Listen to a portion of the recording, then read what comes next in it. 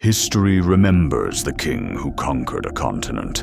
It forgets the 50,000 boys who froze in a muddy trench so that he could claim he had done so. War is not glory.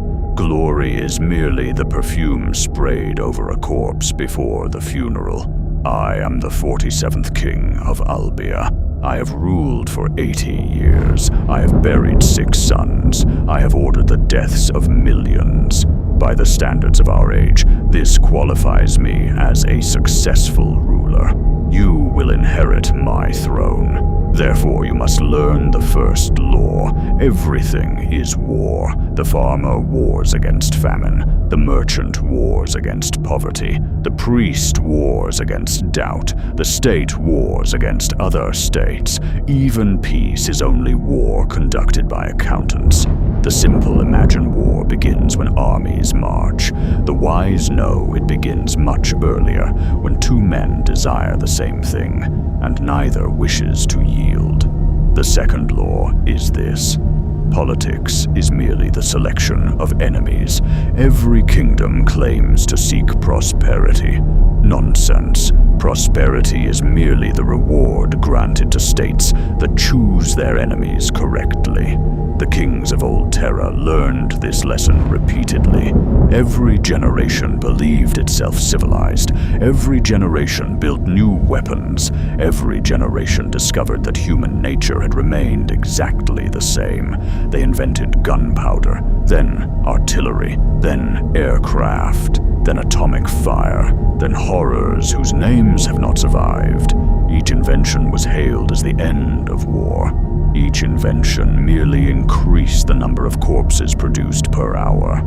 The fools believed technology changed mankind.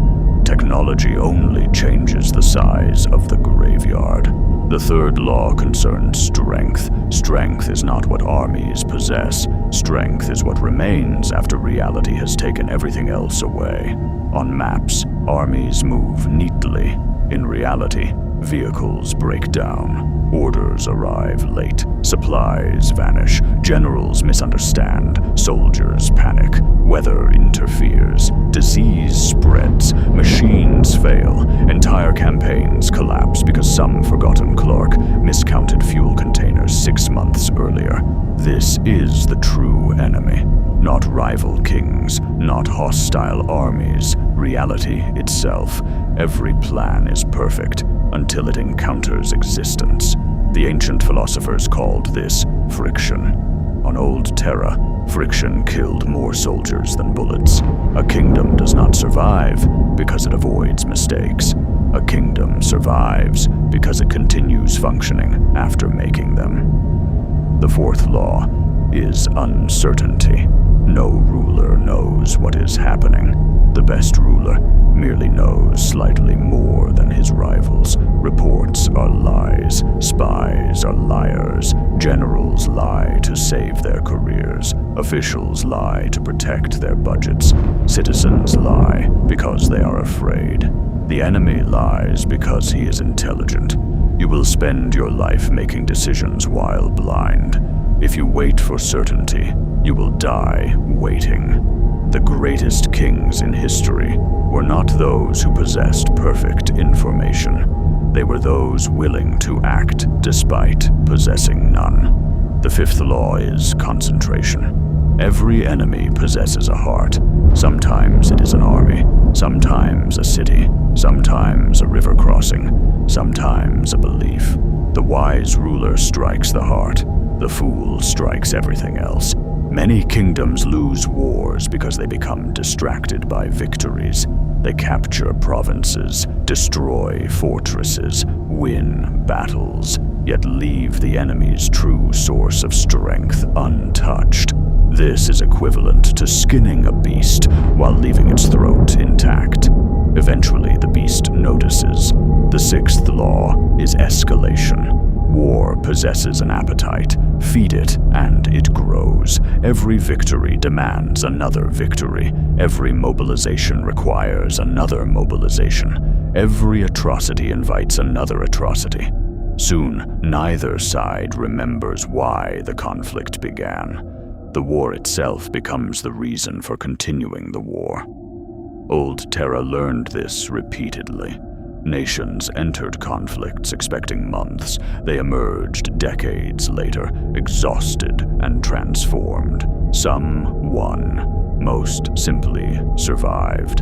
The dead, of course, remained dead regardless of the outcome. The seventh law is that defense is stronger than attack.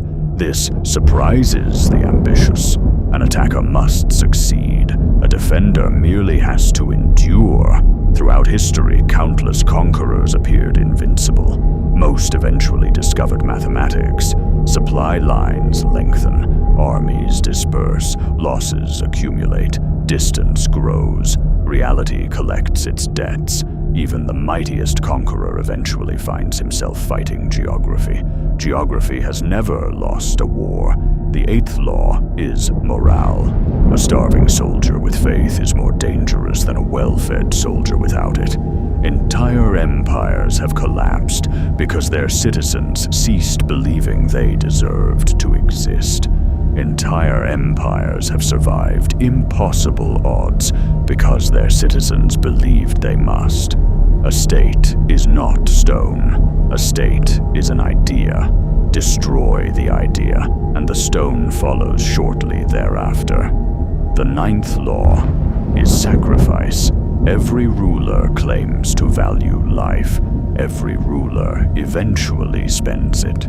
The difference between good kings and bad kings is not morality. It is arithmetic.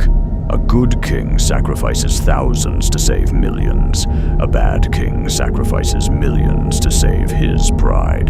This is why kings are hated. This is also why they are necessary. The final law is the most important. War never ends. Battles end. Campaigns end. Empires end. War remains. The first ape that struck another ape with a rock began it. The last human will probably end it. Perhaps. Even that is uncertain. Our ancestors once ruled the stars. They possessed technologies beyond imagination. They commanded fleets larger than nations. They believed themselves masters of history. Then came old night. Civilization shattered. Worlds burned. Billions died. The stars themselves vanished behind storms. All their power achieved exactly one thing. It created larger ruins. Remember that when courtiers praise progress. Remember that when priests promise destiny. Remember that when generals promise victory. Nothing is permanent. Nothing is secure. Nothing is final. The kingdom exists because enemies surround it. The throne exists because challengers desire it.